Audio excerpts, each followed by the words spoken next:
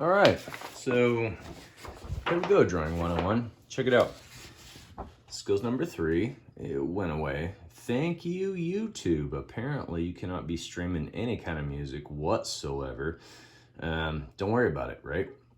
Skills 4, you guys saw that one did make it, fortunately. So you're gonna show all of your process drawings, your stick figure drawing, your gesture drawing, your positive and negative space drawing. I call it a mass drawing as well, because you're filling in the entire subject of the figure. Then you're gonna proceed and you're gonna leave the white or the negative space white, yes? Then you're gonna proceed to your best pencil drawing, the graphite drawing that you can get from that, right? So this video is skills number 5. We're gonna apply an ink wash to a figure that's already been drawn, okay? So what you'll do is you'll go through the entire process that you had gone through in terms of creating a good gestural drawing that's accurate, right? In pencil, graphite pencil, please. I would work it up kind of light, but it's okay if it gets dark in the dark areas, kind of like shade it a little bit beforehand, because that's going to help you out later on, which you'll see. So I'm going to show you how to mix up your inks, right? So what I've done is I just took like 3 soda cans and I cut them in half. Well, not in half, like I cut them down, and then I rolled it up like on the edge. I have this proclivity to hurting myself, and so I didn't want that like aluminum edge. Now, of course, if you had like a palette like this, these would work great. You could fill them full of water and then get the right ratios. Mine's full of paint, as you can see. So I'm just gonna go ahead and use my what I call kind of ghetto ink wash style. All right, so to get 3 different intensities in here. Now, intensity number 1 is gonna be white. Intensity number 4 is gonna be black. And in between there, we need 3 good grays, right? So what I've done is I found like a 1 tablespoon, because you want to keep the measurements all the same in each one when it comes to water. I found a 1 tablespoon from one of my coffee pots or whatever, and I just filled up this glass of water here. As long as you keep the water the same, you're good to go. So I'm just going to go ahead and put a tablespoon each one of these. I would like there to be a touch more water, so I actually think maybe I'm going to move up to 2 tablespoons in each one, because I don't like how some of the aluminum is showing on the top of each one, as long as they're all the same, right? So if you use a cup, which is way too much, but a tablespoon each of water should be good to go. Now, when it comes to your ink, right, you're using your speedball ink that you took from me, yeah? Try not to use a whole ton of it if you can avoid that. It's better to build up your ratio and be satisfied with where you're at and use it all up if you can, than to make a ton of it and then be left with a whole bunch of extra ink, right? So I shook it up pretty well. You all should have pretty full ones. Normally we would use a dropper.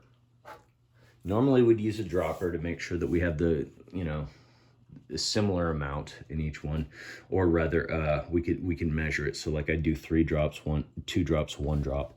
But in this case, I don't have a dropper, and I figure you probably don't. You could use a straw and fill it up the same amount in each one, and then increase one and increase another one, like 2 more times. But what I'm gonna do is a little different. I'm gonna use a half teaspoon here, and I'm gonna go ahead and fill my first one completely full with the half teaspoon. And I'm gonna mix it up pretty well, because I wanna see where I'm at with this ink before I even start to make the others, right? So you wanna test it. I'm gonna just grab a brush and I'm gonna go straight on this ink. Straight with this ink on this paper here. And that makes it a nice light value, right? So like on our Denman Ross value scale, I feel like this would be 3, 4. Looks pretty good. That means that I can probably use that for my light value. So I'm going to go ahead and add more to this one. I'm going to go for a full half teaspoon on that one. I'm going to add another almost full half teaspoon to this one. I'm going to stir it up pretty well. And I just want to see a good difference between these values is the whole thing.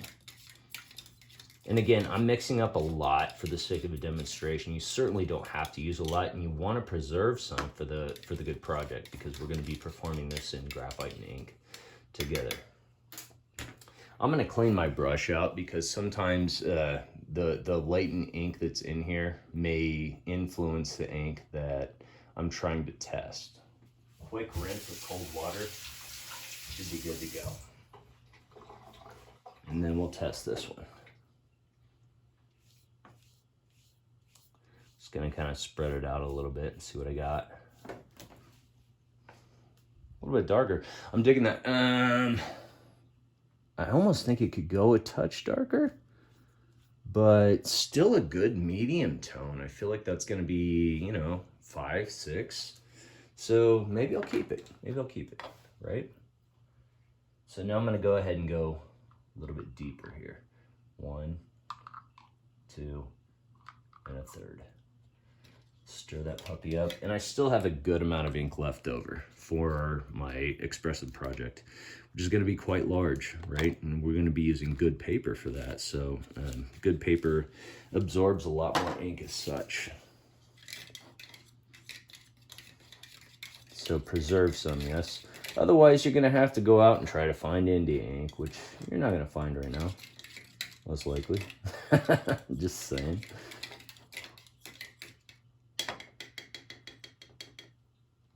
All right, rinse off my brush. Check it out. See what it think. Okay, that'll work. I'm down with that.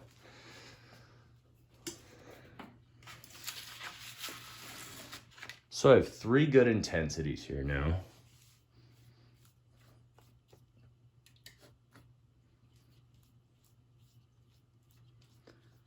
And I feel like I'm gonna be ready to go.